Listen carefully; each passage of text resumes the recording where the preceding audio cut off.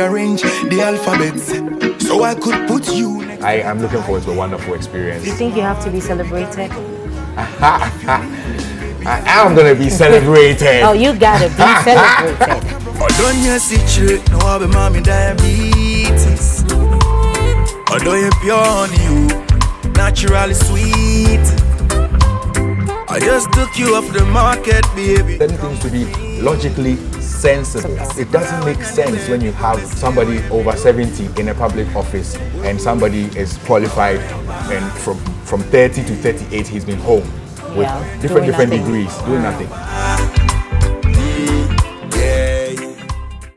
We're here again. It's always a pleasure talking entertainment with you here on Joy Prime on Multi TV. The show is E with BECKS, Entertainment with Becky. Today I have one of Ghana's greatest music exports, yes, here to talk entertainment. We've had him on the show before. He spoke about his album. Now the album is ready. It's all out there, doing so well across Africa and the rest of the world. And of course, he's here to talk about the album and more. I'm talking about the Untamed, the person who can never be tamed. Yes, I'm talking about Brahima. That's what I call him, Samini. Or, well, for the kids out there who know him as Batman, Batman is here. We've moved from Batman long time ago.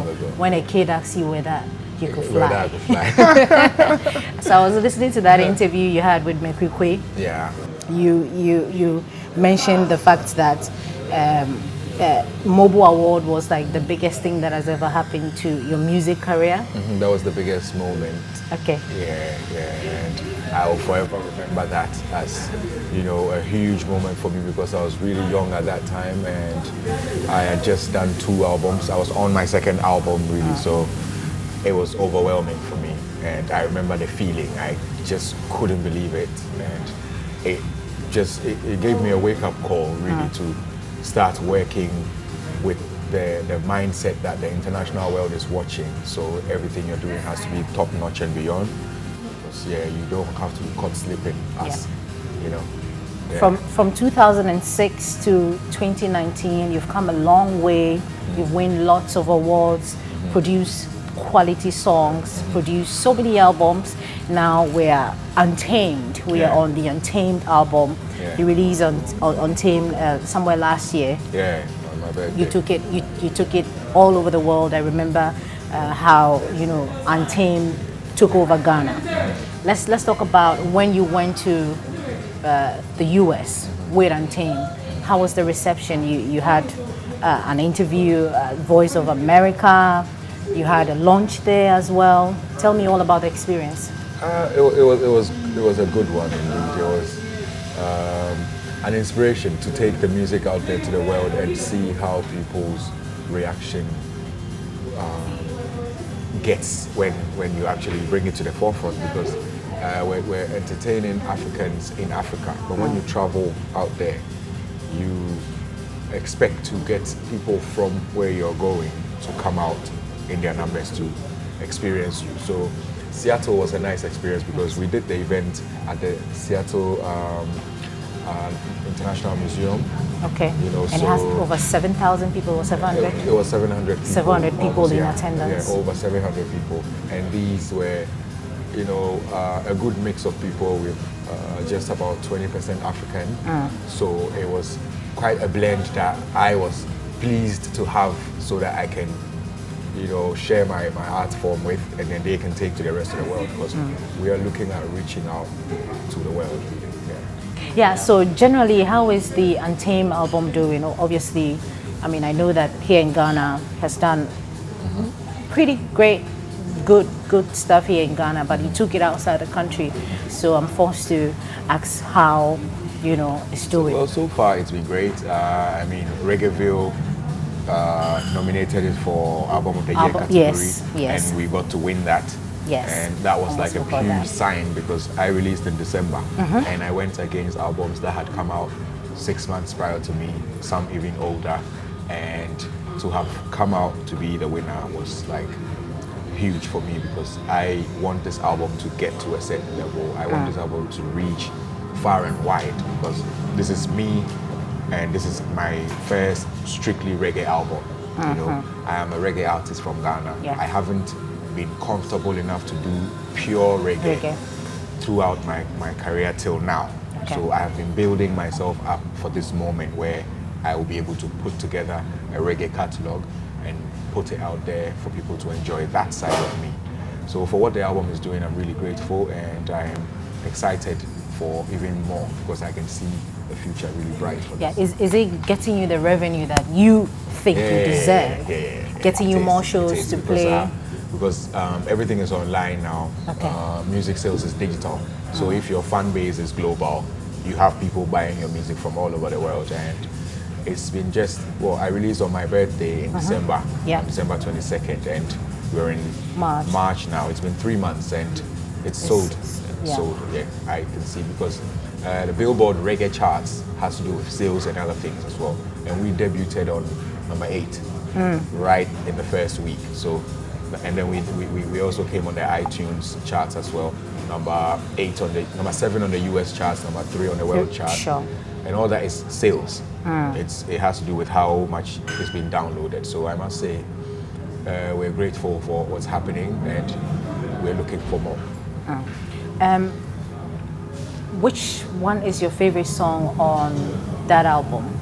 Don't say my own, because it's my favorite. Yeah, you can keep it. You can keep it. I can. My favorite is Mokbiera, because my dad wrote it. Okay. And it's in my dialect, and I have a special connection with it because I know where my story started from, and I know the relationship between me and my dad when I started music, and I know how me and him are now. I know what inspired me changing my name to Samini, so he would know that I brought the name out and far. Yeah. So now if I have an album and I can boast of a track written by Mr. Samini himself, that's like my track, you know. Besides that, this is the year of return, and the track talks about homecoming. Yeah. It's a track that talks about the traveler and the fact that home people have to embrace the traveler regardless of whatever he brings, whether a box of gold or empty hands. The mere fact that a traveler has decided to return home should be good enough reason for home people to always embrace you. Yeah, so I think I'm being forced to do an English version of that song pretty soon. You actually went home. Yes, So I saw the introduction to the Anthem, the whole Anthem album. The intro there. So I just want to understand the whole concept. There was a woman sitting down, talking in your local dialect, and then I saw you crowning, all the fugu and stuff. Can you tell us? Yeah, that's just us, representing the Africanness. We're trying to show people our roots. And what the woman was doing was just the same, how traditional people connect with, the Supreme Being through ways of understanding science and stuff. So she was just speaking wealth into me. She was speaking strength, power, and wisdom and success into me. And she was also talking about how, because of the kind of heart I come with and how I like to help people, I am just destined to just keep moving. And what that woman said, I didn't write. I wasn't even there when they shot that side of the video. Okay. So when I watched it, I felt it was quite powerful because she was speaking in my parents' dialect, a dialect that I understand, and what she was saying sounded like she wanted to tell me that herself. Okay. And it was recorded live and it was in the video, and all that made it so cultural and special. That intro opened the way for this album.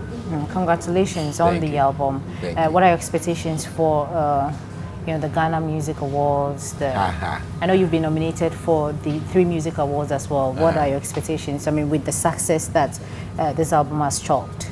Well, for what this album has done so far, I think for the reggae categories, we should do well. We should do well. Yeah. So I'm looking at it at least having presence and recognition in the reggae category for both Ghana Music Awards and 3 music awards. And other subsequent awards that will come before the year ends. Yeah. So we're looking at being actively involved I know that apart from music, you have a farm to yourself. Apart from the farm, do you have any other thing?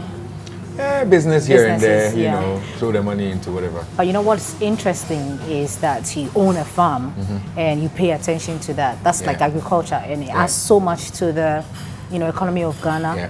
That a lot of people, I'm not sure whether they know that. So I'm interested in the farm. How is the farm doing? Farm's doing great, Okay. high grade farms is doing great. When was the last time you went to the farm? I haven't been there in a long time, but Okay. I get pictures, I get little videos here and there because the farm is up north. I did up north because that's where my roots is, and I'm trying to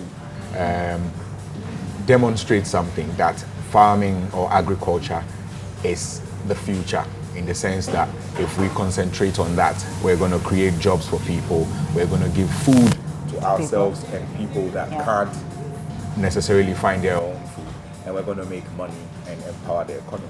So we're looking at agriculture as becoming the solution to all these influx of people from the rural area to the urban area looking for ends to jobs. meet. I mean, looking to make ends meet, looking for food, looking for whatever. Because if you have a, say you have a tomato farm and you have a factory that makes the tomato paste right after the tomato is harvested, and then you also have a wing that exports the very fresh ones to certain areas before certain hours. Ghana is 6 hours away from Europe. So you can always tell people you can give them tomatoes that's less than 24 hours old. Yeah. Yes. So stuff like that. And all of these things, if these things are working and working properly, that's revenue for everybody. So I'm up north, making sure my people up north stay there on my farm and work rather than try come and push trucks in Accra to make some money, because there's nothing going on up there apart from agric. And also it's a way to demonstrate the fact that it's a farming area that I'm coming from. And I have so much land when it comes to agriculture. I have so much land up north that I should demonstrate agric for my people, the youth up north, to know that agric is cool. If I'm on TV dancing and singing and I'm not reluctant to touch the soil, then I think you should feel free to do the same. So all of those things are just why I'm still empowering agric. But what do you make of the economy? The CD has gone really down now. I heard, because you're a businessman. I heard somebody on radio calling from abroad saying when the CD goes down, it's good for them abroad, because when they send just a few dollars, it becomes so much CDs, and we are happy. And I'm there thinking, listen, it becomes so much CDs that's worth nothing. Okay, it's worth the same little $20 that you sent. Don't think because your $20 has become maybe 200 CDs instead of 100 CDs, so it is worth $40. It is worth 20, the same 20 you're sending. So we are here trying to figure out how it moved from 1:1 to 1:, it's almost what, 6 CDs now. And then the pound is 7 something. It's crazy. So I think that the people that are in position to make sure the economy is solid have to be called and brought to answer these questions. And if people don't know what they're doing, then there has to be a shake-up for the competent people to be put into the right offices, so that those who know the mathematics that you have to do to make sure that the city doesn't get, rinsed like it's happening, then those people sit down properly, because it is affecting everybody. If you go work anywhere else and you bring your money down here, and then you see how the Ghana cedi evaporates every time you change some of it, you know that, you think you've brought money, but whatever you change, the cedis that it become and how much people need that cedi you're holding before anything can happen around you tells you that, it's no money, it's gone. So something has to be done.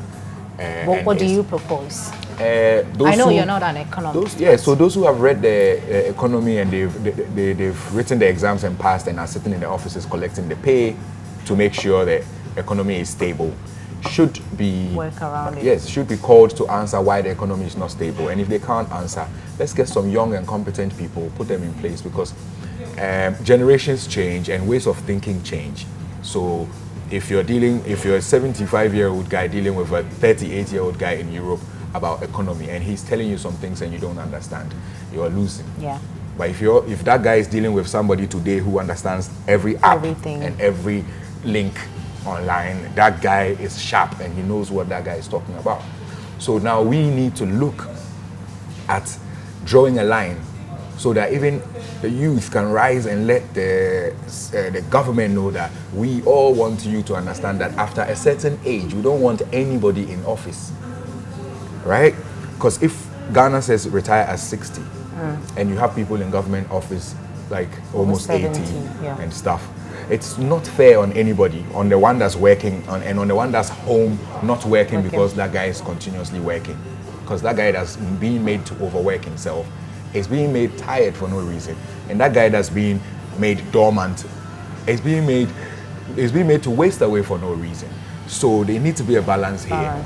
Let's look at what's happening internationally and see how we can balance ourselves, because it doesn't make sense when you have old and tired, sleepy people in offices that aren't working. So it makes it slow when they are meant to meet their, counterparts on the world level who are up to date and on the top pace with whatever they're doing. So Charlie, big up to the people that are making Ghana what it is today. Better place to be. But yeah, we're not saying Ghana is the worst place. I love my Ghana. I think regardless of how fast the city is running, Ghana is a beautiful place and we still enjoy our country. So we need it to be a bit more stable, and we need certain things to make sense, certain things to be logically sensible. Yeah, it doesn't make sense when you have somebody over 70 in a public office and somebody is qualified and from 30 to 38 he's been home with different degrees doing nothing. It doesn't make sense. Yeah, I understand. Recently I was talking to the gospel musician Nasi, and he argued that we have people in the entertainment cycle, very intelligent people who know how, or who have the intellect to govern this country, to take positions in the government or ruling the governments, but they are scared to do politics. Me, I'll only do it if I'm a flag bearer of any. But you would have to start from somewhere. Yes, but I'll just start from somewhere by establishing myself as a very organized person that can do a job if you put him there. A lot of the entertainment industry people shy away from politics. What's the problem with that? I don't blame them, because politics is a very, very, very excuse my word, but it's a very, very dirty game. So you have to be prepared to be on one side or the other the moment you stick your neck out as a politician. So an entertainer has to appeal to everybody at the same time. So it's difficult for an entertainer to now decide, okay, I am a politician and I belong to these people, because politics is a very sensitive thing. And when it comes to matters of the economy and matters of people's existence, people's day-to-day livelihoods, and who is making it work and who is not making it work, you, the public figure, has to be careful who you're representing and who you're trying to tell the country that is legit for them, regardless of how much you're getting for your personal pocket. Because you're meant to have everybody's interest, because everybody watches your movie, everybody is meant to love your movie, you're their person, everybody listens to your music, everybody's meant to feel you. So when you belong to one sect and it gets to election year and the heat time comes, and the part that you belong to unfortunately becomes the part that is telling the lie, and you are forced to go and defend the lie because you've chopped some monies along the line, then you see that you don't blame people when they look at you in public and shun you like, Charlie, yourself, you're not real. You're meant to stay real. So for a public person, politics, it's not the best, especially when you're in your peak season. I mean, when you are on your, when you're busy entertaining people. If you're retiring, that's okay. That's different. Then you can declare your political affiliation. You can declare where you are and what you're doing. whatever, because your life doesn't depend on making everybody happy and trying to make everybody feel good. How about you, because you're a musician and this is what you do and you're very good at it, how about employing your services for, you know, this political party? Not like you're following them or you're supporting them, but employing your services, which is singing, which is writing music for that particular party. Is that also a problem? When you do that, you've endorsed indirectly the Okay. political party and everything it stands for.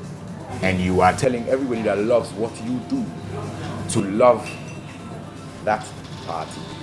So love that party means love everything that party is saying and believe everything they're saying. Yes, because now you that are meant to be trusted are telling them that, oh, I'm with these people, they be cool. You know, me safe, you know, me safe.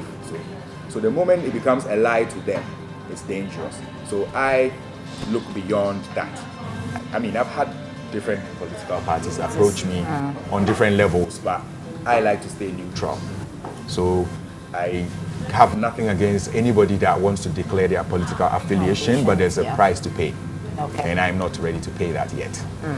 How was your 2018? I know that the latter part of 2018, which, you know, chronicled your release of your album and everything. Relaunch of Samini Fest and all of that. Yeah, we took a year break and then we came back, did Oxford Street. It was lovely. You know, 2018 was a good one because I released the album in 2018 like I wanted to, and most of the work was done in 2018 and the parts of 2017 as well. So we also did a lot of appearances during the December season, a lot of corporate appearances, and you know, it was quite busy 2018. Your but it was a good one. Your expectations for 2019, we're just 3 months into the year, so obviously we still have lots of months ahead of us. Any plans? Are you planning to release an album very soon? No, I would like the fans to absorb this album for some time, so it will take a good while because this is a 22-track album.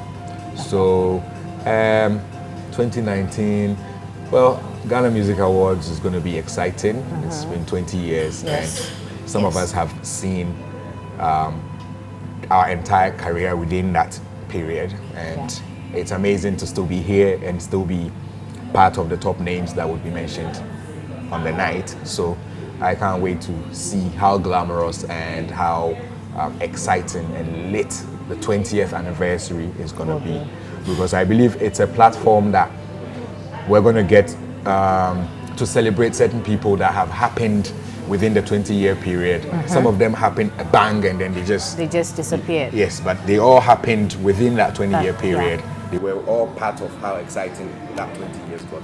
And I think I'm looking forward to a wonderful experience. You think you have to be celebrated? I am going to be celebrated. Oh, you gotta be celebrated. I know, right? Really? Can I blow my own horn? It's okay. Sometimes we just have to do that. Know, I'm sitting. No, when you were talking, I'm staring. I'm like, oh God, just keep talking. But you gotta be celebrated. How many years? Oh, imagine how many times have you interviewed me? I'm so. well, we can't do this on television, but you know, let me just say this quickly. I've seen you grow on this TV. I know. Yes. So I was watching your video, that the one you got the mobile awards. So I was watching it this I think just this afternoon, and then I'm like, oh, I called everybody in the office. I'm like, look at Samini, press Samini. No, you know the way you. I mean, it's been how many? You were 26 or 24 years at the time, and they made the feeling. I could just feel it. So I'm thinking. Crazy. So from that time till 2019, you gotta be celebrated. You should be given something. Like, do you think you should be given a car or something? We can tell them what you want. I'm just like I'm saying. I'm just there to enjoy myself, and I look forward to a very exciting experience. And I keep saying that because I know how much I have put in within the 20-year period. How many exciting moments. I mean, this is Ghana Music Awards. I have hosted it 2 years in a row within that 20-year period. You know, I have had my heights within that 20-year period, and I'm gonna sit back and watch which of those moments will make it on that screen when they're flashing the things that happened, you know, Okay. because I don't know. Yeah, but I just know I'm gonna get my invitation, and I think I know I'll get some nominations. Praise because the Lord. I released an album. No, it's good that you know. Like if you know, you know. Basically, what makes you happy? What makes me happy? My space. Okay. You don't like people in your space too much? No. But you draw it. You're drawing us in. Yes. That's why. So That's why it's difficult to have some space. So when I end up getting some space, you know, it becomes golden and precious for me until the next zzz on your phone or the next Yeah. cook on the door. Yeah. Okay, that's happiness. What makes you laugh? What makes me laugh? My own stupid jokes You tell stupid jokes too. to my friends and with my friends, Okay. and random stuff that pop up and things that I would say will end up cracking everybody up, and then I'll laugh as well. But what makes me laugh would be a good comedy show. I like to watch. Do we comedy have that shows. in Ghana? Has anybody made you Yeah, really laugh? there's a few good comedians here. You There's don't a want few to good endorse comedians. any of them I because don't want to mention names, but yeah, I know a few. Because I know Foster Romanus. Okay. I know DKB. Okay. I know Ajize, who is like up and coming. So I know from top to the down stretch. Ajize, no, Ajize is if I say be up and coming, if you do joke, take Demato. Yeah. I think he's pushing and he's established himself online as a comedian. What I know is that it's still an emerging Industry. genre, industry in Ghana, and we want to see more. Yeah, some of us are fans of comedy. Kojo Nkansale Owen is my friend because I like comedy like that. He's a friend on my phone that I can call and just have a good laugh. He can give me a shout when he knows he wants to just crack my ribs and go like, yo, you don't know this in Sembia Bishema, I can cancel who no pay me. Then he knows that he's made my day. Yeah. 20 years down the line, we're celebrating music. We will be celebrating music. What would be your advice, you know, for this industry, for the emerging acts that are, you know, coming up, people who are looking at? I'm sure you've had this question over and over again, but things are changing. Every single year, we have things changing. So, 20 years on, Ghanaian music industry, what's the way forward? What can we do to get there? We're not doing bad so far, given the role we play on the continent when it comes to exciting music.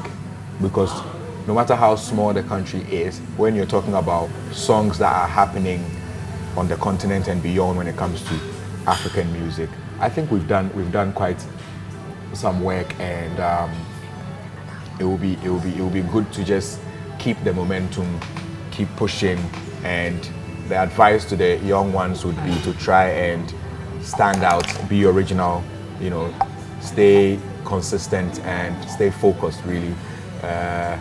You know, do the music live, because you can't cheat, you can't cut corners when it comes to the final moment where you need to, like, you know, express yourself. Yeah. So,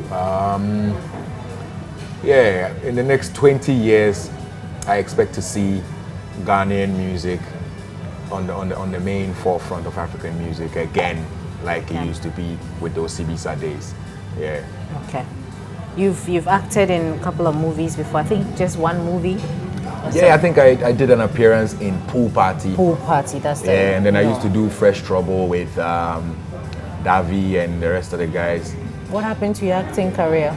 I don't Is have it dead? I don't have an acting career. Well, are you not looking forward to? I went to have fun on set.